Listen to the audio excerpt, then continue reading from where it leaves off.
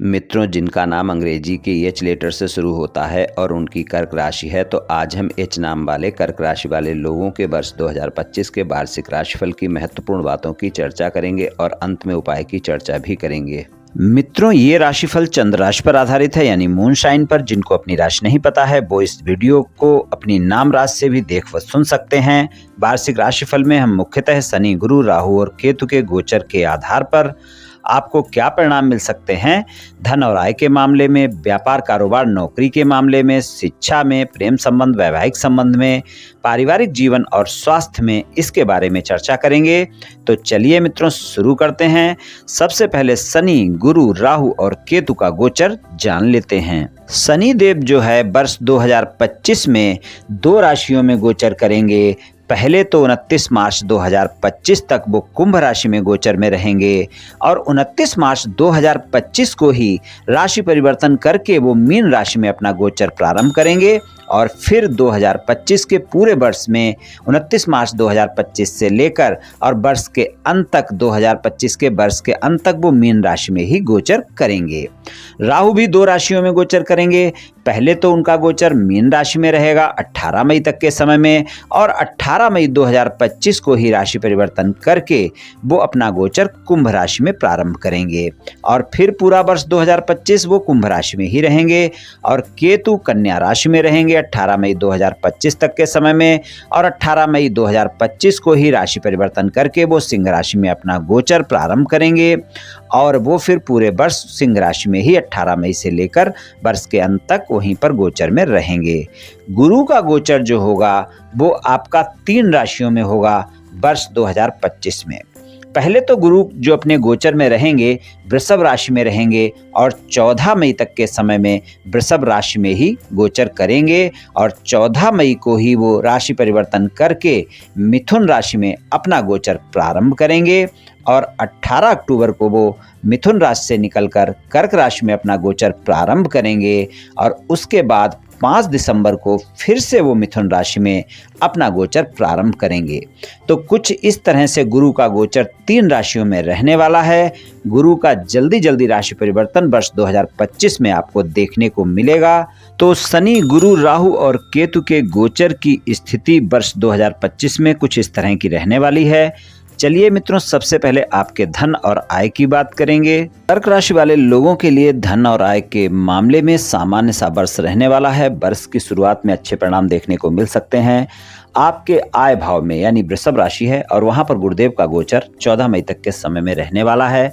आप अपनी आय को बढ़ाने का बहुत प्रयास करेंगे और सफलता भी प्राप्त करेंगे। भाग्य का साथ भी मिलेगा। 14 मई तक का समय आपके आय के लिए बेहतर रहने वाला है। तो धन और आय के मामले में 14 मई तक के समय में बेहतर परिणाम देखने को मिलेंगे और 15 मई के बाद का जो समय है वहां पर खर्चों पर नियंत्रण रखना आवश्यक होगा। वहां पर अनावश्यक खर्चे आपको परेशान कर सकते हैं, इस बात का ध्यान रखकर चलना होगा। व्यापार कारोबार के मामले में अगर कोई ऐसा व्यापार कारोबार या नौकरी है जो विदेश से जुड़कर कर रहे हैं, आप विदेशी कंपनी में नौकरी करते हैं या फिर आप मेडिकल के क्षेत्र से जुड़ा किसी भी प्रकार का कोई व्यापार कारोबार या नौकरी करते हैं, पूरे वर्ष आपको लाभ मिलेगा। शिक्षा के क्षेत्र से जुड़ा व्यापार कारोबार या नौकरी आपको लाभ देगा।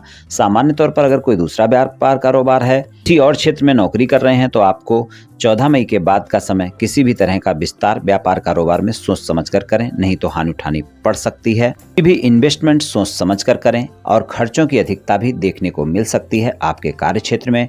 नौकरी कर रहे लोग जो नौकरी बदलना चाहते हैं, तो जब तक आपको नई नौकरी ना मिले पुरानी नौकरी को छोड़ना नहीं है, इस बात का ध्यान रखकर चलना है। शिक्षा की बात करें, शिक्षा के क्षेत्र में 14 मई तक का समय बेहतर रहेगा। गुरुदेव की दृष्टि पंचम भाव पर बनी रहेगी। 11वें भाव में गोचर होगा, पंचम भाव पर सप्तम उनकी दृष्टि होगी। तो यहाँ पर शिक्षा के मामले में आपको कोई किसी भी प्रकार की समस्या नहीं होने वाली है। 14 मई तक का समय शिक्षा में बहुत अच्छे परिणाम देखने को मिलेंगे। उच्च शिक्षा ग्रहण कर रहे हैं तो भी ज़्यादा अच्छा समय है, सामान्य शिक्षा ग्रहण कर रहे हैं तो भी ज़्यादा अच्छा समय है। विदेश में जाकर अगर कोई पढ़ाई करना चाहते हैं, दाखिला मिल सकता है वर्ष 2025 में। और जो लोग किसी कंपटीशन एग्जाम की तैयारी कर रहे हैं, किसी कंपटीशन एग्जाम में बैठना चाहते हैं, गवर्नमेंट नौकरी की तैयारी कर रहे हैं, उनका एग्जाम है, खासकर 14 मई के बाद है, तो वहाँ पर भी बेहतर परिणाम देखने को मिलेंगे। और 14 मई तक के समय में भी बेहतर ही रहेगा, पूरा वर्ष अच्छा रहेगा, 14 मई के बाद ज़्यादा अच्छा रहेगा। यहाँ पर आप मेहनत करें, आपको सफलता मिल सकती है। प्रेम संबंध की बात करें, पंचम भाव में वृश्चिक राशि और गुरुदेव की दृष्टि 14 मई तक के समय में पंचम भाव पर बनी हुई है। प्रेम संबंध में एक दूसरे के प्रति भरोसा भी बढ़ेगा और एक दूसरे का सम्मान भी करेंगे। और यहाँ पर अगर हम देखें, प्रेम संबंध के लिए अच्छा समय है, भाग्य का साथ भी आपको इस समय पर मिलेगा, मुलाकातें होंगी, रोमांटिक समय रहेगा। 14 मई तक का समय प्रेम संबंध में अच्छा रहेगा, लेकिन ध्यान रहे मध्य मई के बाद का समय, खासकर 18 मई के बाद का समय, जब केतु आपके बाड़ी के भाव में आ जाएंगे, आपको बाड़ी पर संयम रखना आवश्यक होगा। राहु आपके अष्टम भाव में रहेंगे, रोमांस ज़्यादा हो सकता है, मुलाकातें ज़्यादा हो सकती हैं, लेकिन छोटी छोटी बातों को लेकर आरोप प्रत्यारोप के दौर शुरू हो सकते हैं और वाद विवाद हो सकते हैं। तो इस बात को थोड़ा सा ध्यान रखकर चलने की आवश्यकता होगी। शादीशुदा जीवन की बात करें, वर्ष की शुरुआत में 29 मार्च तक के समय में आपको अपने जीवन साथी के साथ किसी भी तरह के वाद विवाद से बचना है, इस बात का ध्यान रखकर चलना है। लेकिन इस समय पर अगर आपका जीवन साथी कोई व्यापार, कारोबार या नौकरी कर रहे हैं, तो वहां से आपको लाभ देखने को मिल सकता है। ससुराल पक्ष से कोई न कोई लाभ देखने को मिल सकता है। 30 मार्च के बाद का जो समय होगा, 30 मार्च से 15 मई तक का समय अच्छा है, उसके बाद का समय मिला जुला परिणाम दिखा सकता है। इस वर्ष आपको अपने साथी के साथ थोड़ा तालमेल बनाकर रखना होगा। और अगर कोई ज़्यादा वाद विवाद आपके रिश्ते में है, आप उसको सुलझाना चाहते हैं, तो इस वर्ष 2 समय अच्छे हैं, 30 मार्च से 15 मई तक का समय और 19 अक्टूबर से 4 दिसंबर तक का समय।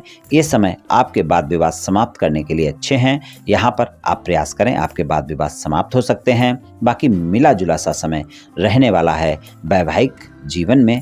और अगर आप अविवाहित हैं, तो इस वर्ष अच्छे परिणाम देखने को मिल सकते हैं, साथी की तलाश आपकी पूरी हो सकती है। पारिवारिक जीवन में भी मिला जुला सा समय रहेगा।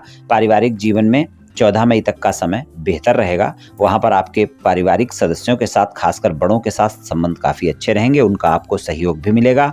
और उसके बाद के समय में आपको अपने परिवार के साथ तालमेल बनाकर रखना होगा। 15 मई के बाद का समय पारिवारिक जीवन में परिणाम तो अच्छे दिखा सकता है, लेकिन माता पिता के स्वास्थ्य का भी ध्यान रखना होगा, माता पिता के साथ वाद विवाद से भी बचना होगा, इस बात का ध्यान रखकर चलना होगा। तो पारिवारिक जीवन के लिए भी मिला जुला सा समय रहने वाला है और खासकर 18 मई के बाद के समय में आपको वाणी पर संयम अवश्य रखना है। स्वास्थ्य के मामले में इस वर्ष आपको ध्यान रखकर चलना होगा। पूरा वर्ष स्वास्थ्य समस्या होने पर कोताही बिल्कुल ना बरतें, इस बात का ध्यान रखकर चलें। छोटी से छोटी समस्या को बड़ा नहीं होने देना है। और अगर आपको पेट से संबंधित किसी भी प्रकार की कोई भी समस्या है, थोड़ा विशेष ध्यान रखकर चलना है। और हो सके तो योग व्यायाम करें। और अगर आप अपने स्वास्थ्य का ध्यान रखेंगे, स्वस्थ दिनचर्या अपनाएंगे, तो आपके लिए ये वर्ष सामान्य परिणाम दिखा देगा। फिर भी स्वास्थ्य के मामले में सदैव व्यक्ति को ध्यान रखकर ही चलना चाहिए और समस्या होने पर डॉक्टर से सलाह अवश्य लेनी चाहिए। इस बात का ध्यान रखकर चलें तो स्वास्थ्य में कभी कोई लापरवाही नहीं रखनी चाहिए। उपाय की बात करें तो आप मंगलवार और शनिवार को हनुमान जी की पूजा उपासना करें, हनुमान मंदिर जाएं और वहां पर बूंदी के प्रसाद का भोग हनुमान जी को लगाएं और हनुमान जी के सामने खड़े होकर हनुमान चालीसा या सुंदरकांड का पाठ मंगलवार और शनिवार को करें। पूरे वर्ष करें मित्रों, निश्चित ही आपको लाभ मिलेगा। अगर आप मंदिर नहीं जा सकते हैं तो घर पर भी कर सकते हैं। मंगल और शनिवार को आप हनुमान चालीसा का पाठ और सुंदरकांड का पाठ करते रहें और हनुमान जी को बूंदी के प्रसाद का भोग लगाते रहें। पूरे वर्ष आप ये उपाय करते रहें मित्रों, निश्चित ही आपको काफ़ी लाभ देखने को मिलेगा। मित्रों, ये राशिफल सामान्य राशिफल है, ये सभी जातकों पर पूर्ण रूप से प्रभावी होगा ऐसा संभव नहीं है, क्योंकि आपकी जन्म कुंडली पर भी बहुत कुछ निर्भर करता है। आप सभी स्वस्थ रहें, आयुष्मान रहें, धनवान रहें, ऐसी मेरी श्री कृष्ण भगवान से प्रार्थना है। जय श्री कृष्ण, जय श्री राधे।